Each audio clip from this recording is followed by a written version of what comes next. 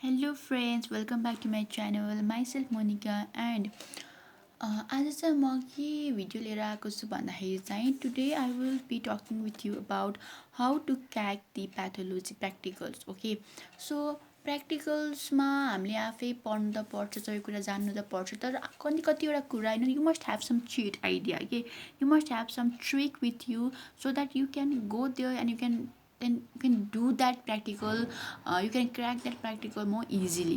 है अब हामीले slides if you are provided the slides then I don't think the slides are enough for you to just recognize it and tomorrow you will go there and you will be able to recognize every slides. It might not happen like that. Okay, so to have certain ideas, to have certain tricks that will help you in recognizing the slides and to write the important notes about it. So for that purpose I have brought this video. This video is not about teaching you about these topics which I have mentioned here or giving extra information, but it's just about how can you recognize a particular slide, what are the important points that you should never forget. Okay, so I don't know what happens in India, what are the proper syllabus there for pathology practicals, but in Nepal usually we are given this gross and this microscopic slides which we have to recognize and write about them, their gross features or microscopic features, whatever is asked to us. So the important ones are, first of all, I have made a list of those important topics that you should know in pathology practicals. This is not for viva, let me be clear. From here also viva question comes, but I'm talking about this practical only.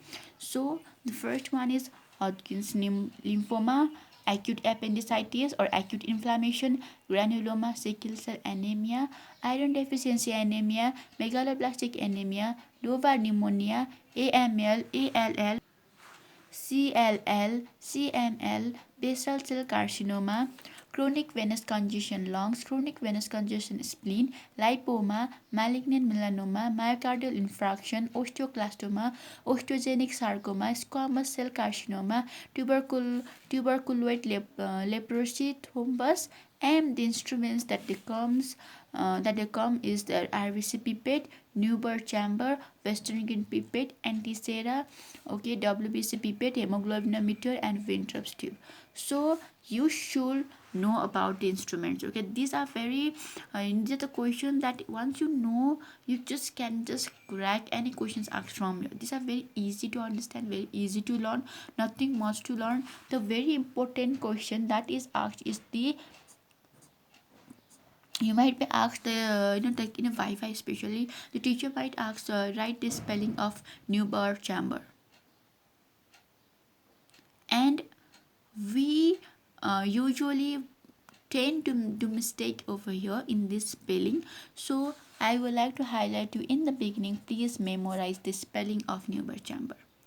Okay, after that other things are very easy. Once you just go through the textbook about these instruments, you just can handle it very easily. Now let me go with the certain tricks and tips that I have brought to crack the pathology practicals. Okay, this might not be an ideal idea, but I know it has helped many people. It has helped me too. So I believe that it will definitely help you people.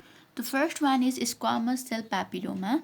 So in your gross, okay, so in the gross specimen are given, with the specimen are given, if you see any specimen which like this, which has got like a cauliflower kind of shape, which you feel like okay it might be a cauliflower, then you can say that is squamous cell papilloma. Okay, now dry gangrene. The dry gangrene, okay, so it is about this. If you are given any of the upper or lower limb and asked what is happening there, then that is obviously dry gangrene. Okay, if you see a limb and there is some kind of necrosis going on, then that is definitely dry gangrene.